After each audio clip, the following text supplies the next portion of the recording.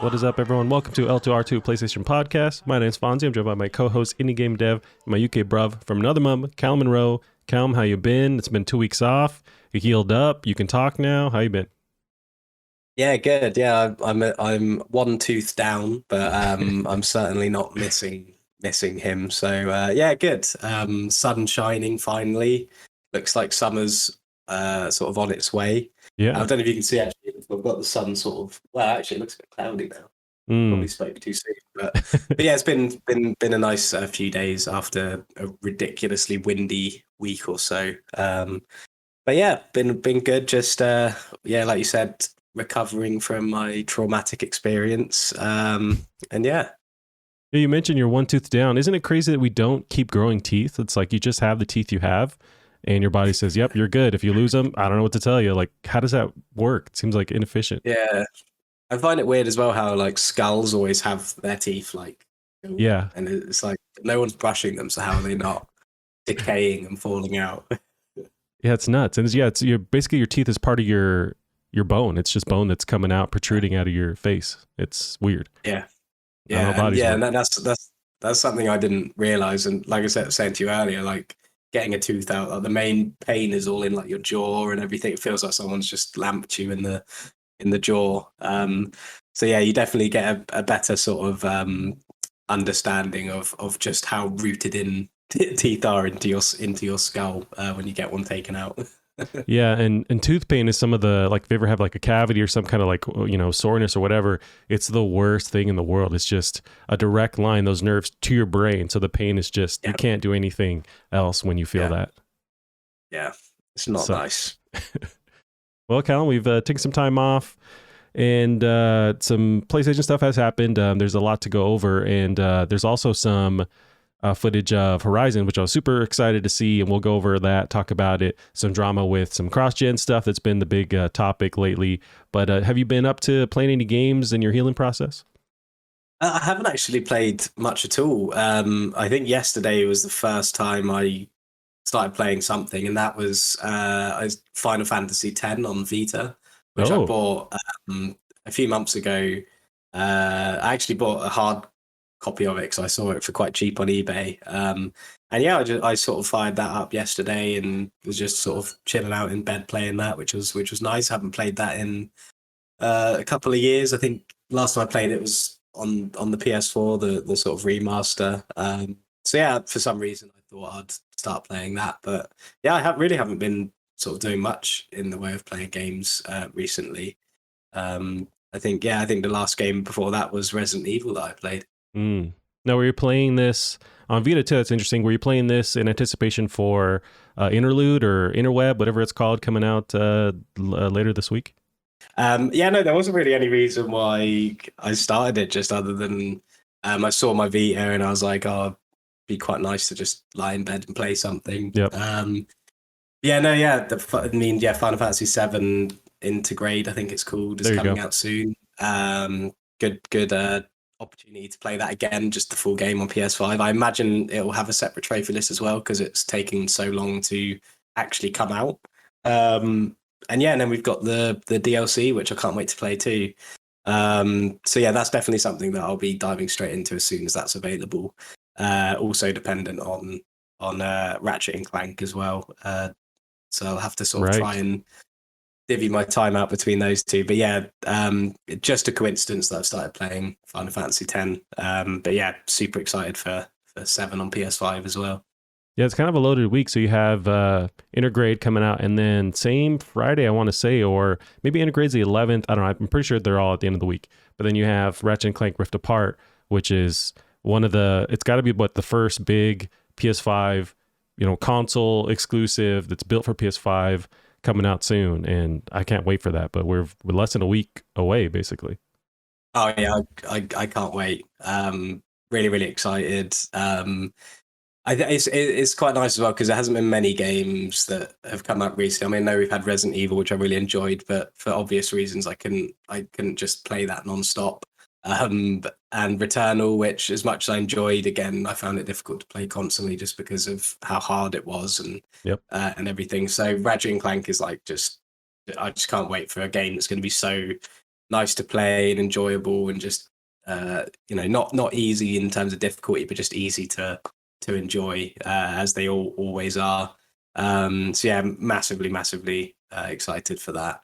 I think it comes out, is it the 11th? Yeah, the 10th or 11th. It's a Friday, I'm pretty sure. Friday coming. Yeah, so the 11th. There you go.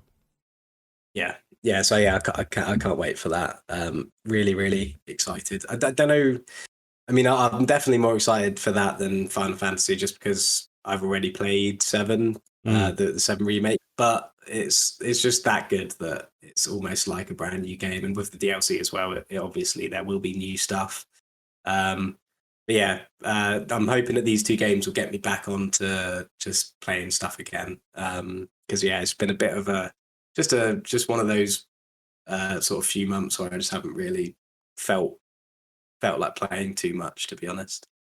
Yeah, kind of been in that same vibe where after Resident Evil 7, I just been kind of taking a break, and I did plan on replaying RE7 a bunch and getting the trophies and stuff, but at a certain point I kind of just ran into the ground and I just needed a break. And so this, I think, is a great palate cleanser and change of, gameplay and stuff. So I'm super excited for Ratchet and Clank. Cannot wait. But it's very soon. Alrighty, Callum. So we had a bunch of news. Let's jump into a lot of the drama unfolding with PlayStation lately. So I have the docket here. First big one, have the link there if you want to watch it, and we'll just talk over it. But we got Horizon Forbidden West footage, and it was pretty nuts. So we can jump in and give our thoughts. So I probably shouldn't put it on, actually, because it will destroy my okay. Connection. Well, you could maybe try dropping the resolution or something on it, but it's up to you. And not seeing it in full glory. But that's true. All right. Well, yeah, we can either, from memory, how did you feel seeing this footage, and were you blown away like I was? Yeah, I think it looks great. And it just, because I think I loved Horizon when it first came out, but I think just because it came out quite a while ago, it's not really a game I've been able to think too much about. And I loved it as well. I mean, it's one of my favorite PS4 games. One of my favorite stories from a game, I think, ever. There's not many games that sort of made me so curious as to find out what everything was, and I think they did a really good job with making the character sort of feel that way as well, because Aloy doesn't really know what's going on either, so you kind of find out together what's going on. And I thought they did that really well. So yeah, it was really nice to see this and kind of get excited for this sort of franchise again. And yeah, it looks just amazing. Looks really great. Looks like a lot of just fun, and it's got the really kind of over the top sort of designs for the enemies. Even just the normal human enemies, they've got the really wacky armor, and yep. It just looks awesome. I think I saw something about there being a different it's written there, the rendering technique for underwater. I mean, the underwater bits look just incredible. They looked better than out of the water. It just, yeah, I mean, it looks really good. And I know that it's a very a vertical slice where everything's scripted to the point and everything, but we're used to those kind of showcases, and I think we know what to pretty much expect when we actually have the game in terms of how it's gonna play and everything. But yeah, it was just great to see it, and great to see how amazing it looks as well.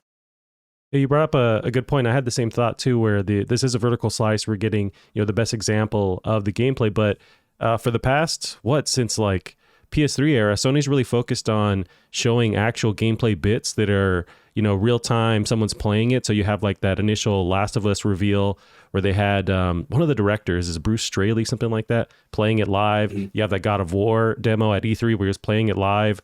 So they're really focusing on, here's a bit of gameplay, and the end result that we get in our hands is pretty much that one-for-one gameplay. I think they've really focused on getting you that experience, and it all falls back, I think, on the same, it's another Guerrilla game, but you have that Killzone 2 footage that they showed off years ago where it was not at all like that. It was more of that's what they were targeting. So since then, it's been all actual bits of gameplay. So I think we're going to get this, and or at least very close to this. So I'm super excited.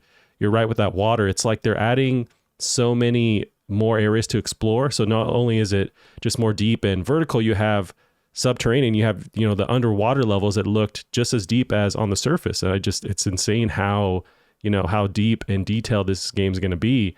It just blows me away. The water tech is nuts. You know, the graphics on everything, the textures on everything, the lighting too. I watched the Digital Foundry breakdown. They didn't seem to catch the ray tracing stuff. They always point it out when they see it, but there's reflections on the lights from the robot dinosaurs on the ground. You'll see it as they move around. There's a lot of that focus on lighting, and it's just another thing that blows me away. But yeah, I can't say enough about this, and I just want to play this so bad. How'd you feel about them not locking down a release date? Yeah, I think it's sometimes, especially in the current climate, I think it's sometimes best just not say. I mean, we've had so many times, if you look at like Starfield, where people are like just giving so many different expectations on it about when it's going to come out, and then being disappointed when they find out it's being pushed or whatever like that. So I think it's best to just not say anything until they, you know, for sure, or not for sure, but, you know, a decent sort of release window to give it. But yeah, I just think it looks just so. And going back to what you said about there being more verticality to the sort of world, it seems. I think that's really important, because the first Horizon game was really difficult when you're sort of a lower level. I found myself constantly just getting battered around by the enemies until I sort of started to understand how each sort of enemy acts, how they're all very well, like the AI is unbelievable on each of the enemies. Like they act like, you know, different wild beasts, and they all have their own mannerisms and things that you have to sort of understand before you can start beating them. But I think, judging by the way the game was played in the demo as well, it looks like having this additional verticality means that you'll be able to sneak by going underwater or climbing above and trying to sort of keep out of sight that way. So I think it just adds to a lot of the sort of choosing to run or to hide rather than just take everything head on, which I think will be really, really great and really suit the sort of combat. Yeah, I'm very excited for that. I want to say in the original Horizon, there wasn't a lot of these skyscrapers that were still left standing. I think there's one in particular, like the tallest building you can climb, and there's a achievement or some kind of story bit to that. But I'm excited for this one taking place in downtown San Francisco. There's still remnants of these huge buildings, and in the demo, you're pretty close to them. So I imagine you can climb up there, and that's going to be a whole another thing too. So I'm really stoked to jump around there, because in the original one, there's more like vast, open, mountainy kind of areas, and not a lot of the cityscape. So it'd be cool to jump on that. And actually, as I'm talking, we're watching footage of that overpower move that Aloy does, where the camera swoops in, and it's like a Final Fantasy or like a Super Smash Bros. Ultimate thing. What'd you feel about that, or how'd you feel about that? I thought it was nuts and caught me off guard. Yeah, I think it just looked amazing. I mean, there's certain times like that where it's just starting to show where games can just blend cinematic quality in with gameplay now as well. Because I mean, that's just seamless, like the way it sort of all connects through. And I mean, that's the kind of thing sometimes you want to be hopeful that is how it's going to translate into the game when you do it yourself. You know, when maybe you're not as quite as savvy with it as the person who playing that demo would have been. But yeah, I mean, it looks amazing, and it's nice to sort of see a bit more focus on the sort of melee aspect, because it wasn't really much. I mean, it was there, obviously, the spear in the first game, but it wasn't really focused on. There wasn't a huge amount you can really do with it. So it looks like they're sort of trying to add a bit more sort of to that hand-to-hand combat as well. Yeah, there's a point also in the demo I wanted to point out where you're traversing the world, and it seems like Aloy has like a grappling hook now. And the way you'll see where you can grapple is there like these little, in your HUD, there's like these lit up areas with a yellow kind of neon that you can grapple to. But in the demo, as you're watching the player, you know, play through, they almost know where the grappling is going to be. So they shoot and jump for it before the camera even shows it. So I was wondering, I felt a little weird about that. It's like, is this going to be visible enough for me as a player for the first time seeing where I can grapple to? Because the player that we're watching, like, they're used to it. So they just kind of quickly pan out and they shoot for it. But I did find that a bit weird. It's like, I wouldn't see the point that they grabbed to till, like, you know, much later after they were like flying over there. But I don't know if you felt that at all, or I did like to see that grappling hook mechanic. That looked really cool.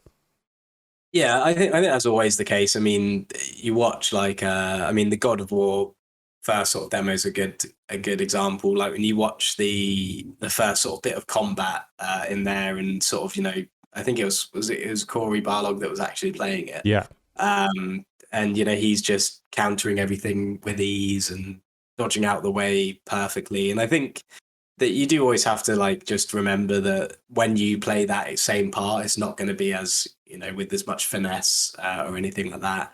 It really is just to show, try and give it more of a cinematic feel. So I'm sure the actual prompts to grapple will be visible enough. But yeah, I mean, of course, we're not going to be able to just shoot around as quickly and easily as the person playing that demo did. Either way, it's cool. It's just a nice addition to be able to do that, especially, you know, when you have these big fights against these massive mechanical, you know, beasts. It's always nice being able to zip around them and, you know, use speed to sort of outmaneuver their height and their sort of power. But it'll be interesting to see how that then balances against the, you know, the quicker, more nimble enemies as well. So I'm sure there'll be lots of grappling onto flying enemies and things like that. So yeah, I really just can't wait to sort of play. And it looks like they have sort of done enough to change and to add to the game to make it sort of stand out from the first as well. Yeah, like I'm also watching footage now where she whips out that glider thing that's straight from like Breath of the Wild. That was dope. I don't know how it works because that's a projection deal. I don't know how she's, you know, floating on air with a, you know, AR projected, you know, shield deal that's floating. But oh, it looks great. Like I love the little bits they're adding to make it feel like, yeah, this is an upgrade. This is a sequel. So that alone, it looks nuts. And then at the very end of the demo, we get that really amazing boss battle too, where the elephant robot is like crashing through the environment and the physics that are going on, and then when she actually destroys like some of the wood structures on the actual boss itself, that's falling apart, and it just looks insane. Yeah, I mean, the boss fight at the end looks great, and that's something that I loved about the first game as well. Is when you just be wandering sort of through a random place, and you just see some absolute like huge mammoth like machine. And, you know, you'd be able to use up the rope weapon to sort of help try and tie it down. And, you know, there's just all these really cool, and this is in the first game, there's all these really cool combat mechanics that make you sort of remember how small you are compared to these things and how you really have to outsmart them. Right. And I think we just saw that again in the demo for the second one, that there's going to be all these different things you can do to outsmart you know, these much bigger enemies, these much bigger and stronger enemies. And I think, again, going back to these added sort of movement features, being able to glide and being able to climb and go underwater and grappling hook, I think is just going to add to the sort of way you can outsmart these kinds of machines. But it did make me think as well that I really need to replay the first game because I just can't remember a lot of it, just because it's been so long since I played it. And I also really want to play the DLC too. So I'm really hoping, I don't know whether to hold out for a PS5 version with maybe I know it's going to sound really stupid, but I'd love like a separate trophy list. Just to sort of give me a goddamn trophies, give me that extra reason to play through it again. But yeah, it's definitely something I'd like to play through again so I can really, you know, get that story again.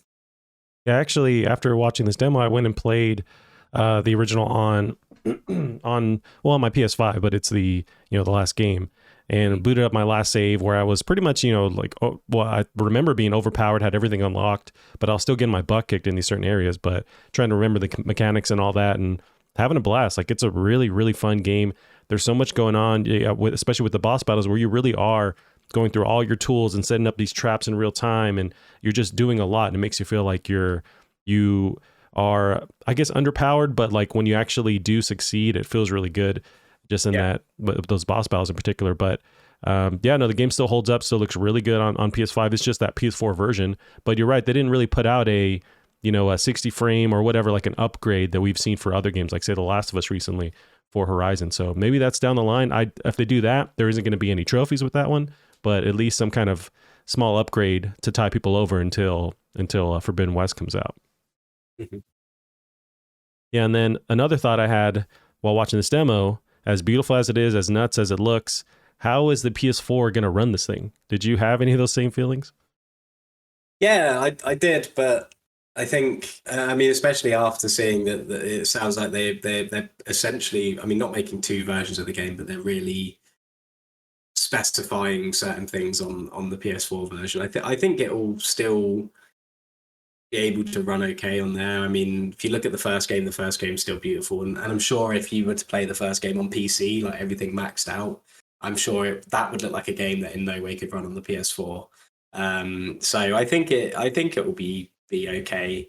Um, but yeah, I mean, and I know that there's a lot of people concerned because it's cross-platform, and I'm sure we'll get into God of War as well being confirmed as cross-platform. But I think we've said it lots of times before. I don't care. Like when I see the game, like now I've seen the footage of Horizon Forbidden West on PS5. If that's like, I'm completely fine with it looking like that. Like if it's going to be on PS4 as well, I don't care because I've seen how good it's going to look on PS5. Like there's no reason to be annoyed. I mean, if you hadn't seen what it looked like yet and you had heard it's cross-platform, there's maybe a little bit more of a reason to be concerned. But considering we've just seen how amazing it's going to look, there's no reason to worry um, about it being held back by the PS4 because it clearly looks incredible. But yeah, it'll be interesting to see how the differences the games compare. But I'm sure it will be fine on PS4. Yeah, and I did pull up this deal from IGN, just confirming what are those changes going to be as far as the PS4 and PS5 version. So we have PS5 version supports a 60 FPS performance mode. PS5 version features 3D audio and DualSense features. The PS5 uses cinematic grade lighting system. PS4 can only use in cutscenes. PS5 version has a special rendering technique for underwater scenes, and the PS4 version should be largely identical beyond performance and graphics. So yeah, they're doing the same thing. I think Miles was a big showcase for what could be done, where it's you have your base model and then all the bells and whistles turned on for the PS5 version, and they're basically the same, just a change in maybe the FPS or the resolution and different features, but we're still getting a great game. And I think Miles was the best example of that. Both versions were great. I didn't hear any real big complaints from PS4 users, compared to PS5 users. Yeah, and Miles Morales looks incredible as well. I think that's still probably the best. Maybe Resident Evil Village might top it. But again, Resident Evil Village is another game as well that just looks just unbelievable. I mean, Miles Morales and Resident Evil are both games that when you play them on next gen hardware, you just are constantly thinking there's no way this works on PS4, but it does. And again, like you said, nobody's complained about the PS4 version, so it's obviously doable, and they've obviously got some sort of like workflow going on that allows them to make sure both is possible. Yep. Yeah, I'm very stoked for this. I did pull up a tweet from Benji Sales, who is a video game market analyst. He's coming up and he's really blown up online, but he will do this great breakdown usually of a demo or a trailer and just show like just kind of getting a gauge of how popular it is online. So he pulled up after only 3 hours, Forbidden West is already the most watched state of play ever for PlayStation Studios game. So it had 2.3 million views compared to Demon Souls with 2.2 million, Tsushima with 1.9, Last of Us Part 2 with 1.5 million views. So already it's on track to be huge just with the views alone. So I think it's going to be an incredible release. I'm wondering if they're going to nail that 2021. If they don't, is it going to be the end of the world? What do you think? Because is there a big first-party game for the holiday season this year that's actually confirmed for PlayStation? Maybe there's that there's that game from Bethesda Studios that is that time-bending one that we talked, Deathloop. There's that. I think that's just timed exclusive. But other than that, what else is confirmed for Sony for the end of the year? Yeah, I mean, it'd definitely be nice to get it. Like you said, there's definitely a gap there that it would fill into nicely. But for me personally, the longer periods of time we have without any new games is fine by me. But yeah, I mean, it'd definitely be nice to see a big PlayStation game like this come sort of by the end of the year. I mean, we've also got The Last of Us Factions, which I mean, I'm definitely hoping would be this year as well. But you just never know. But yeah, I mean, I'm fine with games just never coming out at the moment. Yeah. But yeah, I mean, it looks so good. I'd definitely like to play it this year as well. Yeah, and I'm with you where, I'd wait till it's ready to go. But I'm also wondering, just at least with their plans for the holiday, it's a big deal to have like some kind of first party presence. Last year with the PS5 launch, you had Demon Souls, you had Miles as like the two big juggernauts, and this year, if Horizon doesn't meet it, then they don't have that big first party game. And then if you're comparing them to Xbox, they're at least going to have Infinite ready to go, it seems like, for the holiday season, Halo Infinite. So yeah, I'm wondering if how they're gonna make it work. But it seems like, so I've pulled up this is from Herman Hulse, or actually Guerrilla Games on the PlayStation blog, said we don't have an exact release date yet for Horizon, says the studio, but development is on track and we'll have an update for you very soon. So if it's on track for 2021, which is what they've said for a while, then it seems like it's going to make it. They're just kind of waiting to nail down the actual date and not just give you like a vague December or November kind of thing. So it seems like we're getting pretty close to this thing. Alrighty, Cal. So move on to our next one here. Uncharted 4, we got some news on that coming to PC. This is according to official Sony docs. Andy Robinson of Video Games Chronicle has the article. Sony is planning to make Uncharted 4 one of its next PC releases, according to presentation documents published as part of its 2021 Investor Day. The Naughty Dog PS4 title is listed alongside Days Gone under its list of titles planned to release for the PC. Days Gone released on Steam earlier this month. Speaking during an investor call on Wednesday, Sony Interactive Entertainment CEO Jim Ryan said that further PC releases would happen this year and beyond. Although no details have been revealed for Uncharted 4's PC port, the PC version of Days Gone contains a number of new features, including support for ultra-wide monitors, unlocked frame rate, blah, blah, blah. PlayStation has recently stated its commitment to increasing its output on PC. How do you feel about this, Callum? Because Uncharted is one of Sony's darlings when it comes to their first-party games. So this coming to PC seems like a big deal.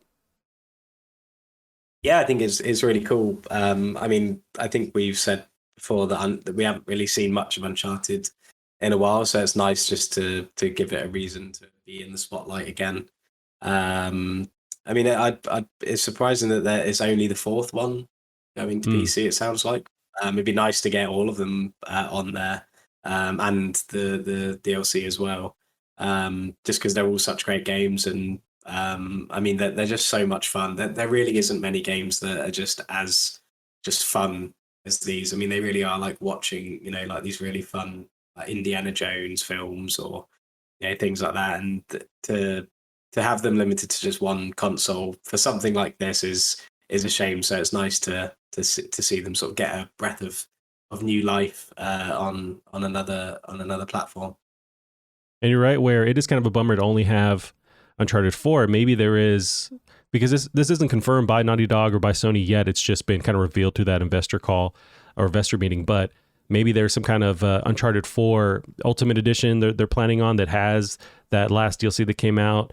I'm sure maybe you'll have the multiplayer in there too. So, and then they also brought the Uncharted collection to PS4. So if it's a matter of the stuff that was locked on the PS3 architecture being hard to translate to PC, that Uncharted collection seems like that could be, maybe play better with developing it on PC or porting it to PC. But I wonder, it'd be dope. But now that we at least have this, solid news on Uncharted coming to PC, do you think the floodgates are open for any Sony property? Like, I feel like this was one they were going to hold on to for a while, but it seems like Last of Us could go there. God of War, that's the next big wonder online is, will we see God of War on PC? It seems like that might be the next big title for them to release, but do you feel like anything's on the table now? Yeah, I think so. I think that they'll probably, I mean, it's obvious that PlayStation try and use their exclusives as like a way to get more people on their ecosystem. So I'm not sure that I think they would be smart about it. I mean, from my perspective, I'd love to see all of them come to PC just because I love all these games, and I just want to see more and more people play them and talk about them. But I'm sure that there will be obviously more games coming this year to PC, but I think they'll probably make sure that they're very smart and calculated with how they do it. Yeah, I think it's going to be games or titles that are at least 4 years old, maybe 5 years old. I think they're going to wait so that they've given time, for these games to pass. And with God of War, was that 2017, 16, maybe later than that, but I feel like it's been a good at least 3-4 years. So that one could be in that time frame. maybe the original Last of Us, although that's getting that weird PS5 version, so I don't know about that one. But really, anything could come, and I think people would really, the next one, if not God of War, Bloodborne, has a huge demand for some kind of, if not PS5 upgrade, then a PC release. So I'm excited because it means that, to me, this means that everything is on the table, and just eventually we'll get a lot of these Sony darlings coming to PC, and I think that's great. It's going to gain more fans, get all the PC fans that apparently hate PlayStation but are still going to play their games when they come to PC. It's going to get them on board, so it's a great time. Yeah, I think Bloodborne is a pretty obvious one. I'm sure that will surely come to PC at some point because there's such a massive Souls sort of group of fans on PC already. I mean, I think that I could be wrong, but I'm pretty sure that Dark Souls is most played on PC. So it would be stupid to miss out on sort of the amount of people who would want to play Bloodborne there. And also that could coincide nicely with getting a 60 FPS patch on the PS5 version as well. But yeah, I'm sure we'll see Bloodborne on PC at some point, definitely. I know there's some drama when they initially showed that demo for Demon Souls, the remake, that it had a little marker saying coming to PC as well. And then Sony later reiterated that it was just, PS5, but that could be maybe actually the plan is years in advance or years in the future, it is going to come to PC. And I think with Uncharted, yeah, that could definitely come to PC now, Demon Souls, but it's just going to take time for when Sony's comfortable with, they feel like they've sold enough or whatever they could on consoles, then they'll release it on PC. So yeah, really anything's on the table. So it's pretty awesome. Yeah, I mean, I've been seeing a lot of people say they think Ratchet and Clank will eventually come to PC. I think because they said PlayStation exclusive on trade, but I think, I mean, I could be completely wrong, but I just can't see a game like Ratchet and Clank going to PC. Not because of what it means to Sony. I just don't think it.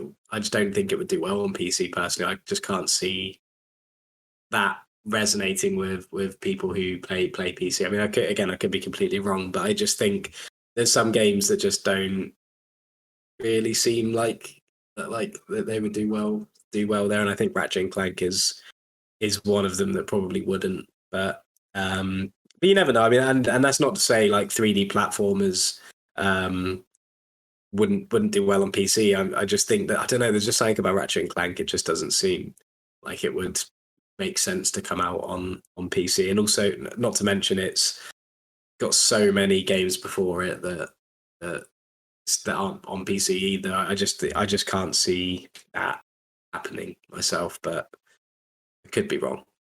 Yeah, I get what you're saying with, because it's a 3D platformer that's maybe traditionally more with consoles, and does the PC market, are they interested in that? But maybe because they don't get a lot of that stuff. We do get 3D platformers that do eventually come to PC, but yeah, maybe that demand isn't that strong there. But I think if you can show it off with everything turned on, at least with the original, with the last one that came out, with all these different features, different frame rates, and maybe throw some ray tracing in there. If you have that enabled, then I think people will definitely jump in just to see how their rig, performs, and then also play a dope game on top of that. So maybe the Trojan horse is showing them all these different features they can unlock on PC, and they'll jump in. At least idiots like me will take that bait. Like I bought Death Stranding again on PC just to see how my PC would perform and find myself playing that game again, because I do love that game. So yeah, I think you have you have an audience that owns it, will buy it again, and maybe some people that will buy it just to see how it performs if it's on sale. So yeah, we'll see. But it is an interesting balance there. And I think a big one with Ratchet as well is it's so dependent on the SSD in terms of, the no loading times and how the games are sort of based around the fact there's no loading times. And I've never seen a PC game that requires an SSD. I think that would just be a really complicated requirement to have, because whilst a lot of people do have SSDs, a lot of people don't have enough room on them to sort of, most people just have Windows installed on them. They don't put games on them, and even if they do, they probably only put one or two on there. So I think it would just be too fiddly of a requirement. SSDs obviously differ in speed as well. So I mean, would there be like a minimum requirement of speed for an SSD? I just don't think it would be a game that would necessarily work too well on there. It's like having a game like Lair that uses motion control. Right. Like it seems to me that needs to be a game that can. So again, it's not necessarily to do with the genre or anything like that. I think it's mostly just because I mean, me personally, I couldn't see Ratchet and Clank on PC anyway. Again, I don't know what it is about it, but I think also it is that this game in particular is just very much based on specific like hardware that's optimized for it. So I think a lot of people are looking into the PlayStation exclusive wording and thinking that means it's or PlayStation console exclusive wording and thinking that means it's coming to PC, but unless they sort of change the way the rifting works or whatever, I just can't see it myself. No, yeah, and I was confused there. I'm definitely with you on Rift Apart not coming to PC because all the different points you mentioned, that's exactly on the nose. But I guess with the original remake that we got on PS4, I could see that one coming there because it's not so tied to the SSD and the architecture of the PS5. But yeah, for anyone hoping that Rift Apart's coming, I don't know, unless they spend the time and redevelop stuff, and it doesn't seem likely. So, but yeah, these games that are really tailored for whatever experience on console, although it's becoming less and less now. Although then the different wrinkle is the PS5 and really the Xbox Series X with these dedicated SSDs, they are built for that unless they're cross-gen. So it's like it's gonna be hard to port those because you're right. There's no PC games that demand you have a certain speed SSD. So that's where it's gonna get a bit weird going forward, making these things, cross-platform and making them work on PC. So it's going to be interesting going forward. But yeah, I think you're right about that. All right, Callum. That's the only time I'll tell you you're right about something, by the way. But we'll move on to our next one here. This one is pretty dope. So we got Merle Dandrich to reprise role of Marlene in Last of Us HBO series. This is from Stephen Taibbi of pushsquare.com. In case you've been living under a rock, The Last of Us is being adapted by HBO into a TV series, co-written by Naughty Dog's Neil Druckmann alongside Craig Mazin. The series is still ways off, but we're slowly getting more info on the cast. We have our Joel and Ellie with Pedro Pascal and Bella Ramsey, and Gabriel Luna is set to play Tommy. These will all be new faces and voices compared to the game, but one performer is being brought back. Merle Dandrich, who played the role of Firefly's leader Marlene in the Naughty Dog title, has been recast as a character in the TV adaptation. The character will reprise her character from the game. The actor will reprise her character from the game, this time providing a live action performance.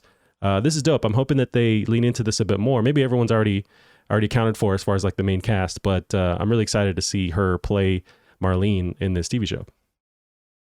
Yeah, I think it's really, really cool. I think especially nowadays with how games rely on the actors' like mannerisms and a lot of times the way they look as well, not just their voices.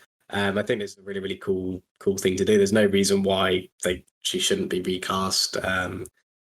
So yeah, that's really, really exciting. And yeah, I seem to be getting more and more excited for this, the sort of further it comes along. I think the same things happened with the Uncharted movie as well. I know a lot of people are really, really dubious about it, but I just think, yeah, I don't know. I'm just getting really excited to see these things in like a different way. It's kind of like when you sort of watch something that's based on a book and then you buy the book afterwards just to sort of see the differences. I just want to see how they're different, how it's being adapted. And yeah, this is really exciting news. Yeah, and she's a perfect fit to reprise her character. I'm hoping that they bring back the different voice or performance artists to actually play different characters in the game or in the movie rather. So you have Troy Baker. I feel like he could play someone different and just not be Joel, obviously. But there's that cannibal dude in the original game. Maybe he could be dope playing that guy. Just something more than like a walk-on role where we go as fans would go, hey, that's them. Like something more that they could also stretch their acting chops and try a different role completely. And so also with Ellie's actor, I forget her actual name. I just think of her as Ellie. But like if she could play a different character that's pretty essential to the cast or just something more than a walk-on, that could be really dope. But I guess you have to balance where it's not going to take you away from the show if you have these huge characters playing somebody different, but at the same time, the show it's for fans, but also for a different audience too. So they're not going to be taken out if they see these people for the first time playing a different role. So I don't know, but I'm excited for them to do this more with the show. I think I can definitely imagine there being cameos from like the big people like Troy Baker and everything. I mean, I think it would be cool, like you said, if he could play someone like David from the first game.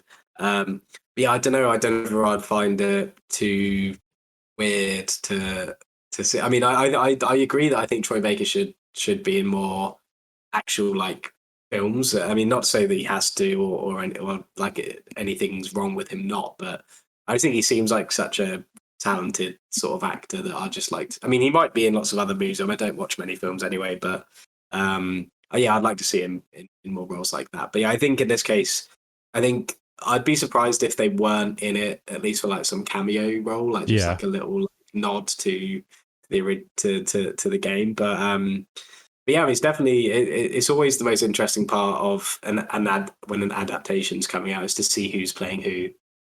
And I think David's such a great character. He was voiced by Nolan North, in the first game, and he was really really cool. And I think you could definitely that's definitely a good character to keep an eye on to see if they're going to include him in the series and who would be playing him if so.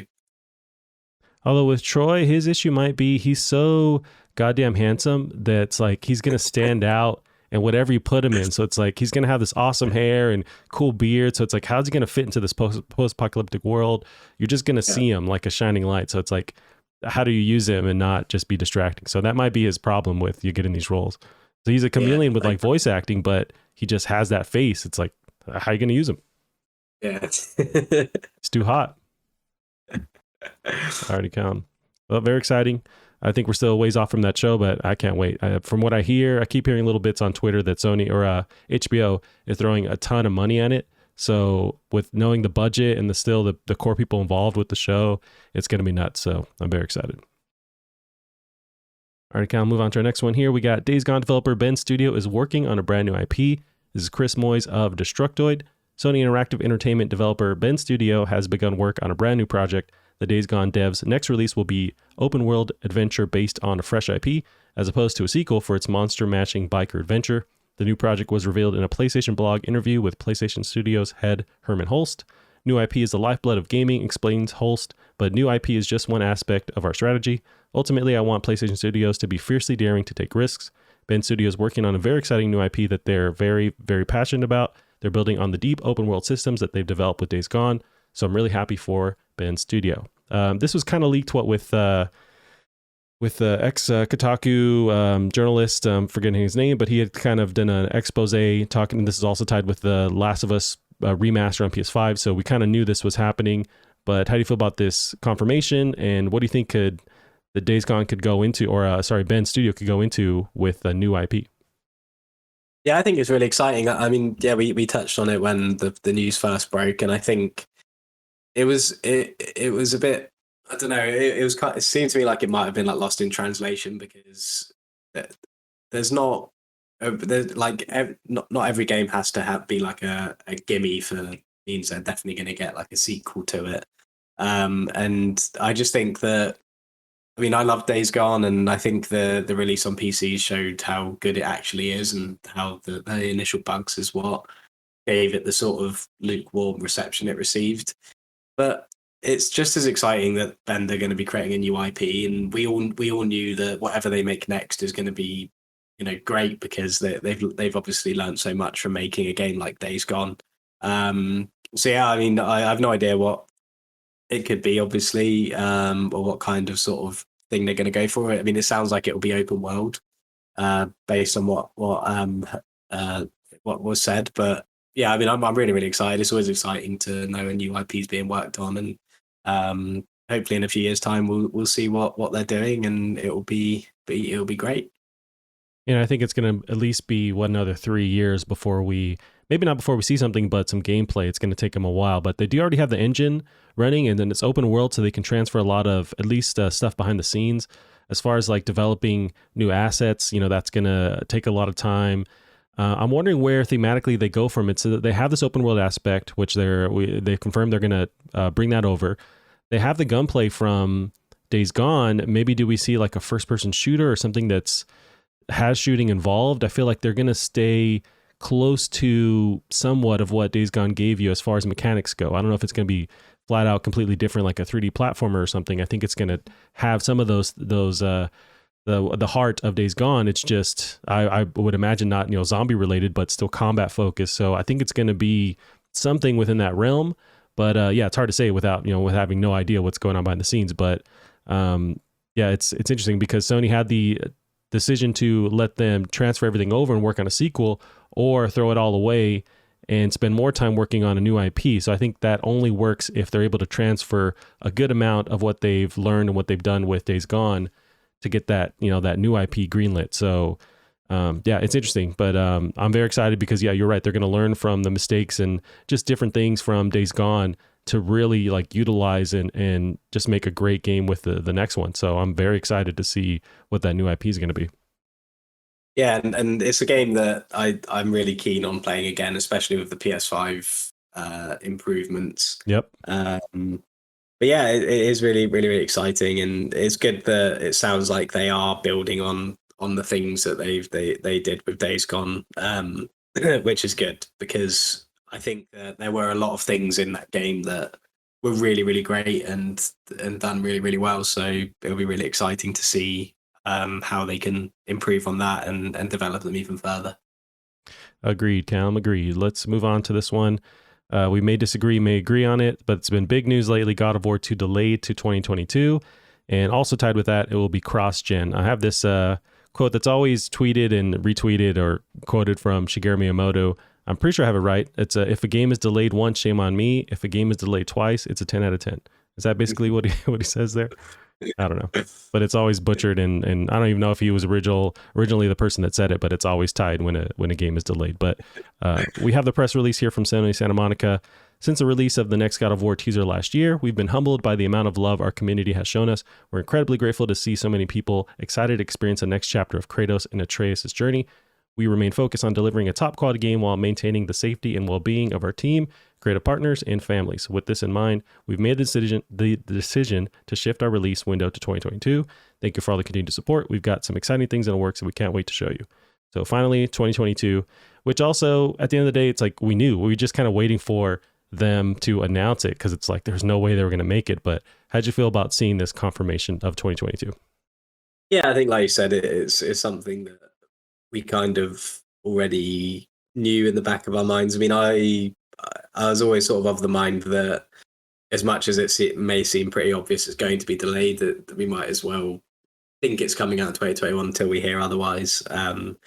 But yeah, it's is what it is. I mean, the games get delayed all the time now. It's just it's sort of just getting to the point where it's just like, we're used to it, and like I always say, there's so many games coming out all the time that it's not like, oh, that's been delayed, what am I going to do for the next like few months kind of thing. So but it's definitely not a surprise. We haven't even seen anything about it yet, so Right.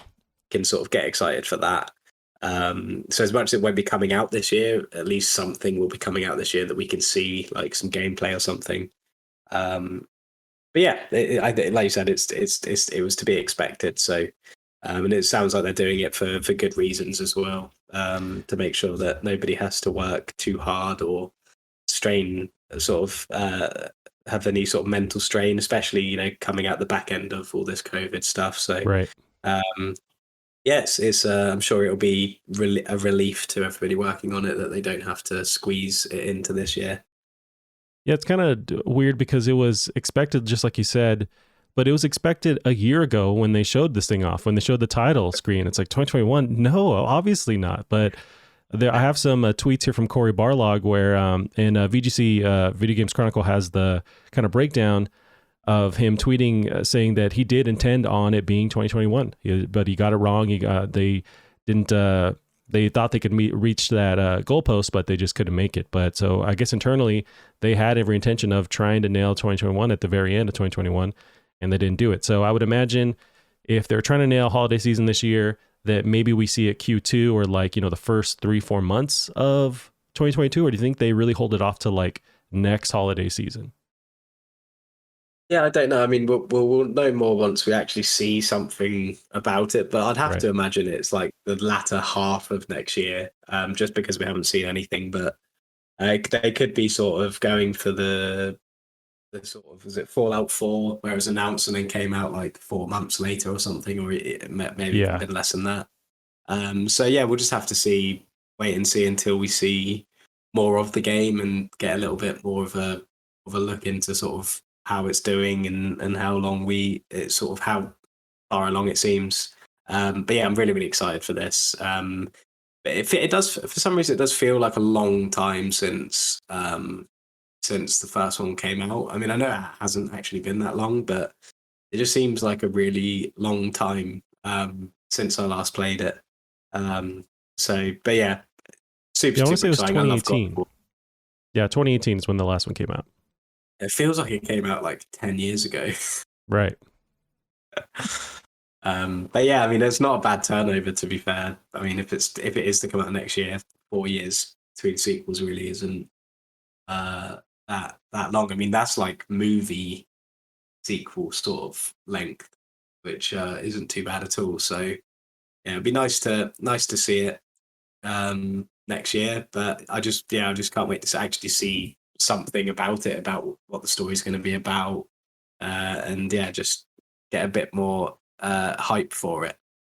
Well, Callum, you got that logo that they revealed. That's all you really need. I mean, you got that cool symbol deal. It's like you're all set until they show us something.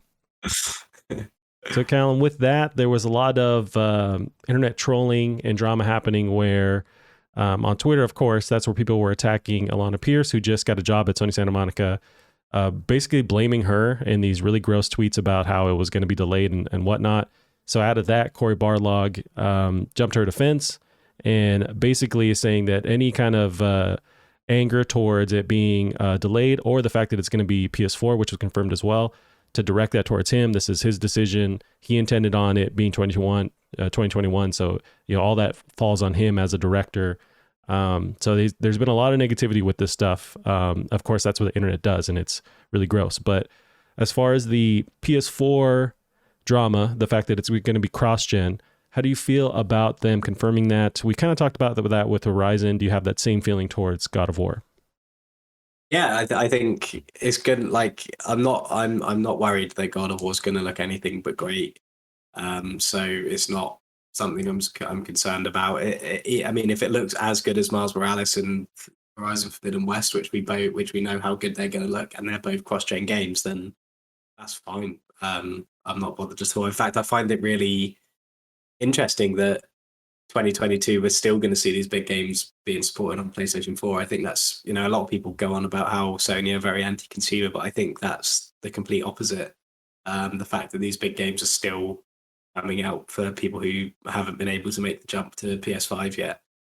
Yeah, let's jump into that aspect of it. Yeah. Oh, just with the conversation of it being cross-gen and the different views on it. So one thing that's sort of tied into this, and I'll just bring it up quickly, is they also confirmed Gran Turismo 7 will be cross-gen. And there's been a lot of conversation about the whole generations matter comment from Sony around the same time last year, where they were saying they're going to support PS5 as its own generation. But now it looks like a lot of these huge first-party titles are getting cross-gen support. So as far as a whole, how do you feel about Sony's initial comment? Do you let them off the hook with now just all of a sudden we're just getting cross-gen games? Do you think there's something? Do you think their messaging has been consistent, or should be, kind of under the microscope a little bit? Well, no, so I think they have been treating it as its own generation in a lot of ways. You've got the DualSense, which is only next generation. We've had Demon Souls and Returnal, which are both only on PlayStation 5. They've also talked about how they were going to continue supporting PlayStation 4, years into the PlayStation 5's life cycle. So I don't think their message has been inconsistent. I think maybe people have just been looking into it and sort of expecting different things. I mean, that's not to say I thought any differently, but I think you can't, looking at it now, you can't say that they're not treating it as its own generation, because there are a lot of PlayStation 5 exclusive things. We've got 2 whole games that can only be played on PlayStation 5, and you've got all of the DualSense features and all of the sort of specific things that are only available on PS5 for Horizon. So I don't think that anything points to them not counting PlayStation 5 as its own generation. I think it just shows that they are continuing to support PlayStation 4 years into the PS5's life, which they had already said that they're going to do as well. So it kind of depends on which sort of comment you're going to take and how you're going to look into it. But I just think that no matter what they've said, it's really, really great that PlayStation 4 is continuing to be supported, and they can't have gone back on what they said, because these kind of decisions to make sure it's cross-gen will have been there from the start. They can't just suddenly go, oh, we're going to decide to bring this out on PS4 now as well. It will have had to have been there from the very start. So it's not like they've sort of gone back on something they've said. So yeah, no, I don't agree that there's been anything wrong with what they've said. I just think that if anything, it's good that they're sticking with what they said regarding supporting PlayStation 4 for the years to come, especially with how people can't get their hands on PS5s as well. Yeah, it's interesting because from what I read online, a lot of the hate, I guess you'd see, is from back, a year ago now. Xbox was taking this route where they were fully being transparent about having these games work on the last-gen hardware and next-gen hardware.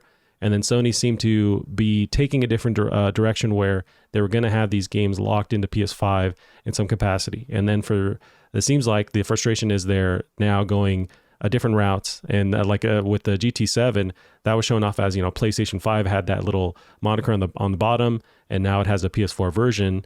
It seems like the frustration is Sony kind of changing that, or at least the Xbox getting the heat initially for making that decision to be cross-gen from the get-go, and now Sony, going back to that, if that's how you view it. But you're right, where they did mention they were going to support PS4 for a while. I mean, that's a huge install base, but it seems like there's frustration with how the heat was taken on early on, where it was Xbox taking that heat and not PlayStation, and now they're doing the same thing that Xbox was talking about doing from the get-go. Yeah, I mean, the other thing as well is Xbox don't have any, as far as I know, I mean, I could be wrong, but they don't have any Xbox Series X exclusive games. Like, they're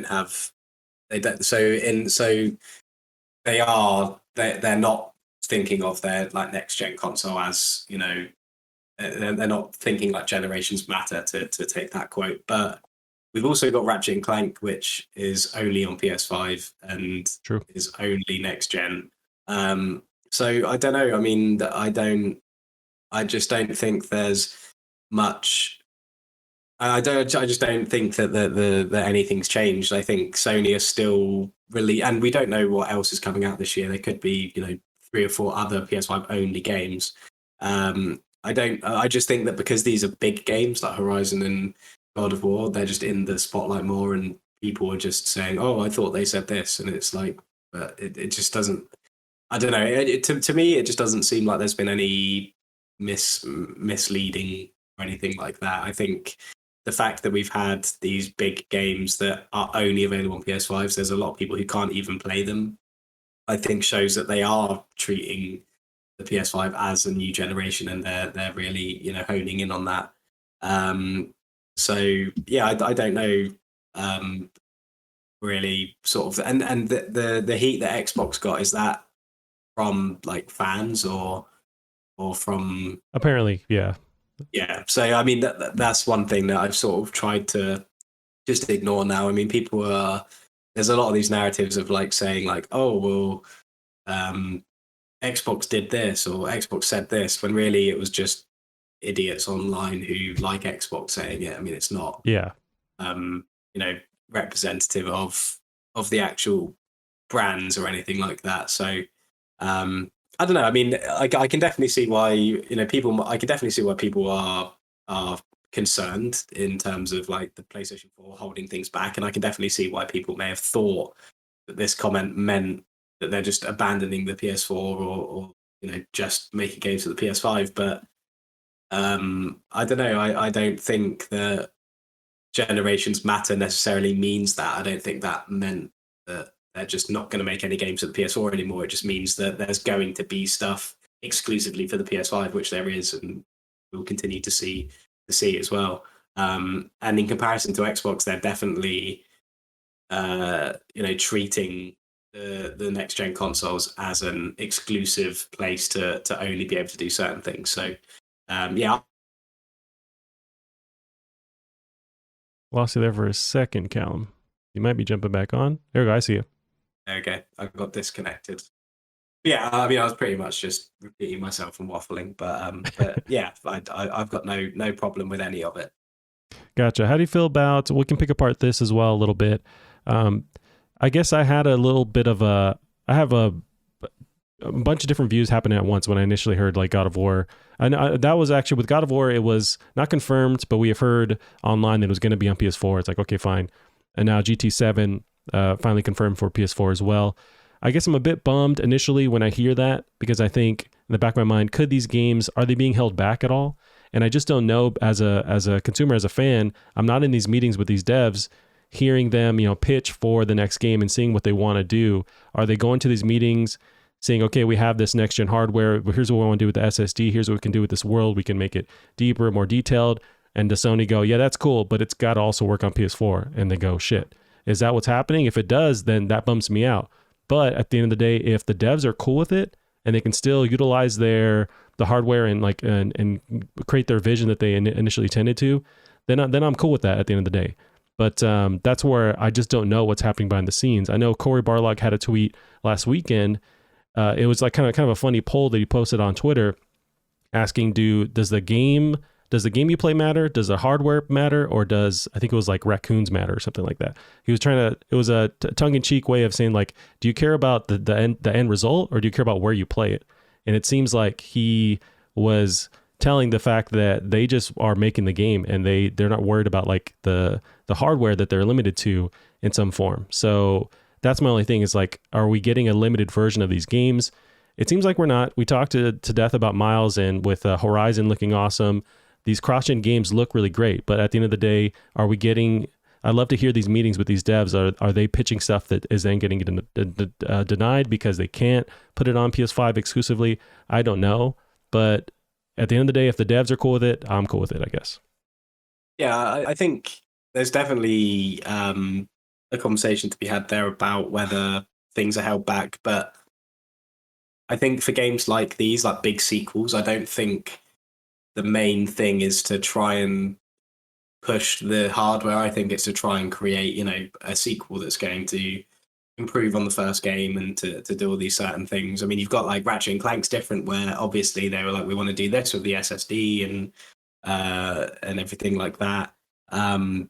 Returnal with the instant loading, that's another game that required the hardware, and Demon Souls, I suppose, could probably work on PS4. But again, with the faster loading times and everything. So I'm just not sure that that's in the games like these anyway, like Horizon and God of War and Gran Turismo. I'm just not sure that they need the limitless technical sort of boundaries to make these games. So just because obviously they want them to come out in a timely manner as well. So they have a lot of the sort of limitations, I don't think, are actually around the technology necessarily for games like these. I think it's the limitations come from getting them out at some point, fairly soon, so that people can play these sequels to these games, especially the story-heavy games like Horizon and God of War. But I think it matters depending on what game it is. I think the God of War and Horizon are such huge games as well. It's obviously very important for them to reach as many people as they can, not just business-wise and financially, but also because there's going to be so many people who still won't have a PS5 by the time these games come out, I'm sure. So yeah, I just think with these games in particular, I don't think there's any reason for them to need to leave the PS4 behind, like we were saying as well, especially considering how good already Horizon looks, how good Spider-Man looks. I don't think, unless that they had like some mechanic that the SSD would require or anything like that. I just don't think that's in the forefront of their mind, is making a game that is unachievable on PS4. Yeah, it's interesting where I initially started, with that viewpoint where it's like I felt that bummed, feeling when I hear this, but at the same time, it's not the end of the world. Where if you look at the PC world, they really pride themselves, at least PC fans, on like, this is the best place to play games, and this is where you're getting everything unlocked and all these different features. I get that, but even the PC world has to work with what's the most common GPU out there, and then they kind of create that as a baseline, or making sure their software, that game, works on that most common GPU. So I looked it up on Steam. their data indicates that the GTX 1660, I want to say, if I'm looking that up right now, 1060, there we go. The GTX 1060, which came out in 2016, that's the most common GPU out there on Steam. So a lot of these devs have to take that into consideration to making sure their game at least works on that and runs well. And then you have the bells and whistles turned on for all the different power users who have like the 30 series, 20 series, etc. So that already happens there in the PC world. That's pride themselves on having these fully enabled experiences. On PS4 and going to PS5, that's the same thing. It's a PS4 is the base model. It makes sure it runs there. Then everything's turned on PS5. So it's really the same thing. So even though as I feel like, oh, I'm bummed, are these games being held back? Potentially they're not, because on the PC world, it's the same stuff that's been happening for decades. And so it's like, at the end of the day, what are we complaining about? And really should be, what does the game look like? How does it perform? That kind of thing. So we all just need to chill out a little bit and kind of take everything into context. And the gap in sort of visual quality on PC is so much bigger than between, what we see on PS4 and PS5. I mean, if you look at a game that's running on its lowest possible settings at 1080p on a PC, take that same game and run it at 4K, highest possible settings. I mean, the difference visually is astonishing. Right. And I mean, but also the difference in machine you need to be able to run those differences is also massive. So that's why I don't think visually, animation wise, resolution wise, texture wise, I don't think it really matters, because you can just scale things down, relatively easily to run on weaker hardware. Obviously, that has a limit, which is why games on PC have minimum spec requirements. But I just don't think we're really at that stage where a PS4 is going to hold back the visual fidelity of a game. Because like you said, it just seems like for PS5, you can just turn everything up and raise everything up. And it just looks like a completely different game. I think where the hot technical holdbacks are is for a game that requires certain things the PS4 doesn't have, like the SSD or like the DualSense stuff. So if a game revolves around those things, like Returnal does, like Ratchet and Clank will, like Demon Souls does, then that's why they're not on. That's why they're only on PlayStation 5. And I imagine that's why they mean generations matter, because they have these things that are not available on PS4 that are on PS5 and being utilized. Whereas if you look at Xbox, there aren't any of these games that use these specific things that are only on the Series X. So I think that's probably where the generations matter thing comes into it as well. But yeah, I mean, the PCs are a good way to look at it. I just don't think that there is, especially with when you've got with PCs, you've got like hundreds of different combinations of things. Yep. PlayStation, you've got a PS4 and a PS4. You've got two different. Well, you've got the Pro as well, I suppose, but it's still got three variants. Yeah, it's a lot less things to have to optimize for. So I just don't personally see it as something that could hold them back, especially not this early on in PlayStation 5 sort of life cycle, and especially when we've only just got like Unreal Engine 5, so things are going to still be discovered now with that. So yeah, I think we're fine. Yeah, here's another viewpoint. Are we paying for the PS5 just to get PS4 games with more bells and whistles? Like, is that a thought that ever crosses your mind? Yeah, I think so, but I think that's the same with anything. I think that was the same when we upgraded from PS3 to PS4. It was just games looked better. With the PS5, we now have games that look better again, but we have things like faster loading, haptic feedback, and also, I mean, it's the same reason why people spend £600 on a new graphics card on their PC, and that's like, and even if they spend £300 on your graphics card, they might spend another £300 on a new processor or something like that. It's only to get better visuals, better frame rates. That's what it always is. So, I mean, yeah, of course, that's the only reason we're buying a PS5 is to play these games at higher fidelity. And I think as time goes on, these jumps are going to be much smaller. I mean, if you look at the jump from PS2 to PS3, it was absolutely huge. The jump from PS3 to PS4 was huge as well, but definitely not as big. And now the jump from PS4 to PS5 is big, but it can only be recognized in certain ways, like loading times and ray tracing and haptic feedback. So it is getting to the point where it does seem less of a jump, maybe. But you've also got to look at the price. I mean, you can get a PlayStation 5 for £370, which is about the price of like an entry point graphics card. I mean, that's about the price of like what, a 2060, 3060, the lowest of the new cards. So I mean, yeah, I think that's definitely what we're doing. We're buying a new console to play games just at slightly higher fidelity. Now, here's another point or viewpoint that I sometimes dabble in is wondering, as much as we can wonder, say Corona never happened. And now it's really hard to just like imagine a world where that didn't exist. But if that didn't happen and PS5 was able to launch with the way they intended, back in like 2019 or something, when Sony's having their projections of what they're going to sell and ramping up production, all that.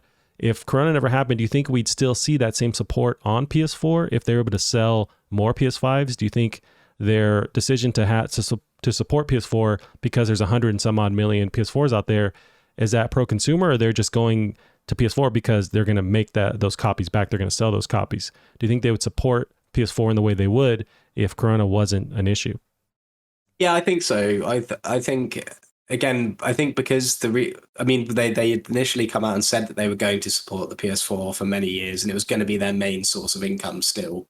For the first 2 or 3 years of the PS5's out, and that was before COVID even happened. So I don't think that projection's ever changed. Again, I think it's just because the discrepancy between consoles is no longer just visual, because the visual jump is not as big. I think it's because of these additional technological advancements like ray tracing and like SSDs and things like that. So I think it's just easier to support the older platforms than it ever has been. I mean, the jump from PS3 to PS4 was obviously massive, and so it wouldn't have been. I mean, we went from like what, the PS3 had like 512 meg of RAM or something like that, and the cell chip would have made it hard to transition stuff. Yeah, whereas I mean, the PS4 to PS5, as much as it is a big hardware jump, it's really not as big a jump as all the other times. Again, the biggest jump has been the inclusion of an SSD and how that's been engineered into it, and the fact that these new APUs could support ray tracing. So I don't think COVID's influenced them to bring these out on PS4. I mean, I could be completely wrong, and it definitely sounds like something that could be the case. But judging from what was said about the PS4 before, and also just how much smaller the jump, the sort of jump in visual quality is, I just think it makes sense, because there really is a lot of people that wouldn't be able to get a PS5 anyway, just for financial reasons or whatever. Sure. So I think it's something that was clearly easy enough to do, so that they're doing it. But again, that's just pure speculation, and I don't know what the actual reason is, but that's how I sort of imagine it. Yeah, no, and I'm pretty much with you there. Like a lot of these are just devil's advocate kind of points of view and stuff that I see online. But I think at the end of the day, if the devs are cool with it, I'm cool with it, and I think they're going to play and look awesome. Like, I trust Sony Santa Monica to produce an awesome God of War on PS4 and PS5. It's at the end of the day, it's going to be fine. There's also that little bug in the back of my brain looking at PS5 and going, man, I would love to see a dedicated, God of War for PS5. What would that look like? Or a dedicated Horizon? But we will get there eventually. Like, we're in the first year of PS5. And I guess that's what's also nuts is we're getting these huge juggernaut games that were on PS4 within the first year and a half, 2 years of PS5. Like, it seems like that would be way later in the cycle, but we're getting it pretty soon. So, we're getting these games sooner than traditionally later than we would have. So it's awesome. So yeah, at the end of the day, I'm with you on that. I just want to play these games. I'm sure they're going to be dope, but also I entertain those different thoughts out there and kind of want to pick them apart. But yeah, I think we're going to be fine, guys. I think we're going to be all right. We got to just focus on surviving just life in general. And I think these games are going to be dope regardless. Alrighty, Callum. Well, we got our last one here. We can quickly go through. I have my docket ready to go. Here we go. It is Team Asobi. So we got Sony growing Astro's Playroom developer, Team Asobi. This is Wesleyan Pool of Eurogamer. Sony is growing Team Asobi, the developer of wonderful PlayStation 5 pack-in game Astro's Playroom. In a post on the PlayStation blog, Nicolas Dessette, studio director and creative director at the Tokyo-based studio, said Team Asobi is now spreading its wings and growing bigger. So here's some little blurbs from the actual announcement. Newest edition of PlayStation Studios, focused on developing colorful games for all ages. It's formed behind the team behind Astrobot, but not now their own studio. The team is growing and expanding and located in Tokyo. So how'd you feel about this news? And it looks like it's a little bit of getting in the direction of having that support for Japan, which they were getting some heat, Sony in general, for it. They seemed like they were leaving that support behind, but this shows them going back on supporting, Japan studios. How do you feel about this?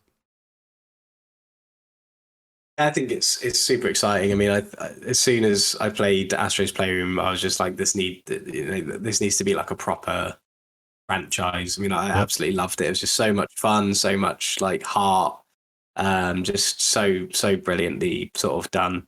So yeah, I can't wait to see what they come out with next. It's really, really cool that they're growing and expanding them, because obviously I mean, clearly they were impressed with the reception that Astro's Playroom got. So really, really excited to see what else they can do.